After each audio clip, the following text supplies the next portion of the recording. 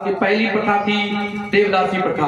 देवदासी प्रथा में क्या होता था, वो एंटीना वाला वो पुजारी गांव में आता और गांव में आके कहता, ये मैं नहीं कह रहा हूँ, ये भारत का इतिहास चीख चीख कर कह रहा है। ये आज तक चैनल, जी news channel, Dainik Bhaskar paper पे रिपोर्ट छपी है अभी 2 महीने पहले कि देश में 4.5 लाख देवदासियां हैं। कितनी? 4.5 लाख देवदासियां हैं। तो क्या करता था, जो शूद्र समाज में सबसे सुंदर बेटी है उस बेटी को क्या करता, पूरे गांव को इकट्ठा करता और जिसके घर में सुंदर बेटी है उसको बुलाता और बोलता, इस बेटी पर भगवान की नजर पड़ गई है, तुमको इस बेटी की शादी भगवान से करानी पड़ेगी, और अगर नहीं कराई तो भगवान नाराज हो जाएंगे, और अगर भगवान नाराज हो गए तो क्या होगा, बोले गांव में सूखा पड़ जाएगा, अकाल पड़ जाएगा, महामारी फैल जाएगी।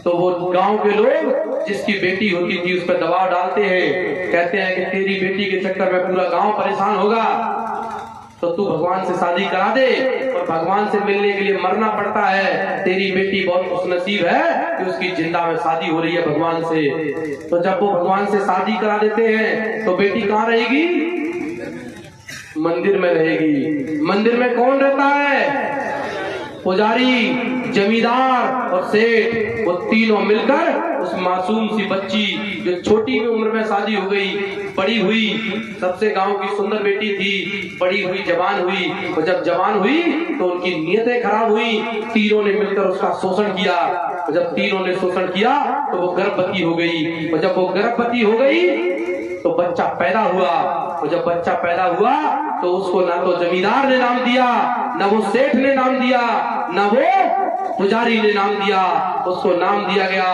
कि जिससे शादी हुई, किससे शादी हुई बिटिया की, भगवान से हुई थी, हरि से हुई थी। तो कौन पैदा हो गया, बोले हरिजन पैदा हो गए, हरिजन पैदा हो गए। और ये धोखा भी, ये बदमाशी भी किसी और ने नहीं की, ये मोहनदास करमचंद गांधी ये हमारे लोगों को हरिजन नाम देकर गया है, वो हमारे लोगों को हरिजन कहता था। अगर हम वो कहता है कि हरिजन मतलब भगवान के लोग, अगर हम भगवान के लोग हैं तो क्या वो तीनों हराम की औलाद है, वो शैतान के लोग हैं, यानी कि अगर हरिजन हम हैं तो वो शैतान के हैं, और अगर हम शैतान के नहीं है, वो शैतान के नहीं है, तो फिर सारे हरिजन हैं। पर हरिजन बोला किसको जाता है, किसको बोलते हैं हरिजन, जाटव समाज को, कोली समाज को, खटीक समाज को, परियार समाज को, वाल्मीकि समाज को, इनको हरिजन बोलते हैं। हरिजन का मतलब होता है हराम की औलाद, जिनके बाप का पता ना हो। तो क्या हम हराम की औलाद है? नहीं है। तो जब हम हराम की औलाद नहीं है, अपने माँ बाप की औलाद है, तो फिर असली हरिजन कौन है ये भी पता होना चाहिए। होना चाहिए कि नहीं होना चाहिए? बताइए कौन कौन जानना चाहता है कि असली हरिजन कौन होते हैं? अब मैं आपको बताता हूँ। दादा, आपके पास जो जमीन जायदाद है कौन को दोगे? अपने बच्चे। किसका अधिकार है आपकी संपत्ति पे? आपके पुत्र का अधिकार है, और किसी का तो नहीं है, अड़ोसी पड़ोसी का तो नहीं। यानी कि बाप की संपत्ति पर बेटों का अधिकार होता है। तो अगर भगवान के बेटे हम हैं तो सारे मंदिरों पर अधिकार किसका होना चाहिए? किसका होना चाहिए? हमारा है क्या? नहीं है। मंदिरों के नाम पे दान कौन लेता है? सबकी आवाज आनी चाहिए। मंदिरों के नाम पे दान कौन लेता है? मंदिरों की जमीनें किसके पास हैं? मंदिरों का उत्तराधिकारी कौन है? तो फिर हरिजन कौन है? हरिजन कौन है? तो हराम की औलाद कौन है?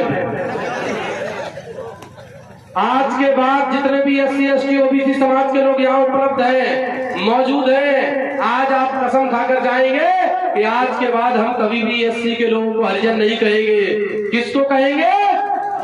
जो भगवान की औलाद है, भगवान के मंदिरों में रहते हैं, असली हरिजन वही है। तो असली हरिजन कौन है? कौन है? आपको क्या काम करना है? आपके गांव में जैसे ही वो आए, गांव में आता होगा, आप लोगों के जरूर आता होगा, आता है वो सीधा मांगने, आता है, आता है सीधा मांगने। पीछे माता बहनों बताओ, आता है? आता है। अच्छा जो बताओ बात, सीधा क्यों कहते हैं? सीधा क्यों कहते हैं? टेढ़ा बेड़ा क्यों कहते हैं?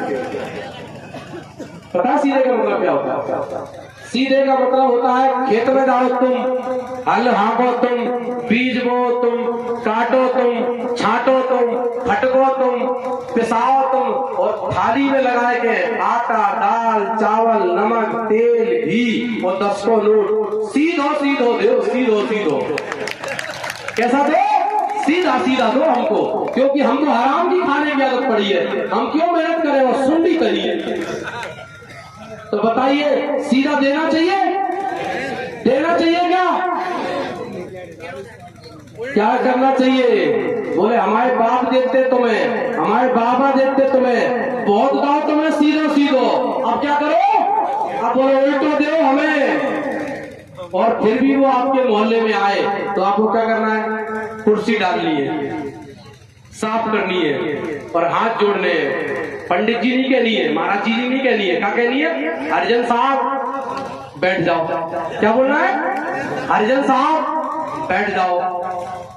बैठेगा नहीं, वो कहेगा जो क्या कह रहा है? हरिजन का मतलब हराम की औलाद। वो कहेगा हम तो आज तक इनको गालियां देते आए थे, हराम की औलाद कह कहकर, आज जो हमें ही गाली दे रहा है।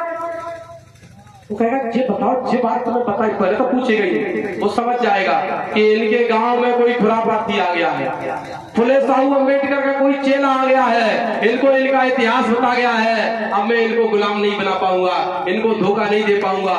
वो न सीधा लेगा न टेढ़ा लेगा, वो गमछा उठाएगा और भागेगा।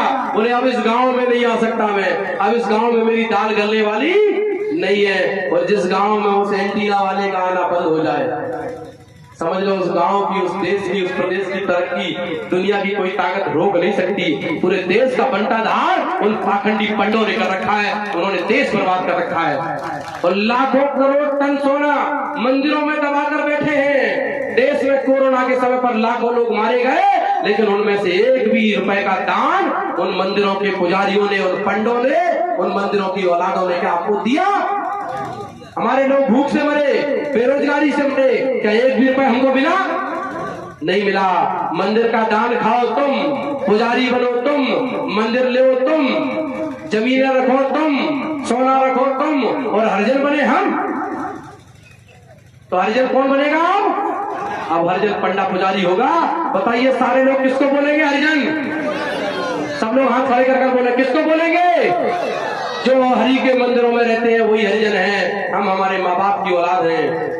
तो बताइए, जो अपने आप को हरिजन कहे और जो कहे हरिजन सीट आ गई है, वो वहां घूमता रहेगा मनवादियों के यहाँ, उन गांधी के गुलामों के यहाँ घूमता रहेगा और कहेगा कि हरिजन सीट आ गई है साहब, इनने हमें दे दो टिकट और तुम हमें दे दो वोट। ऐसे गुलामों से सावधान रहना, इनसे आपकी बिगड़ी बात बनने वाली नहीं है।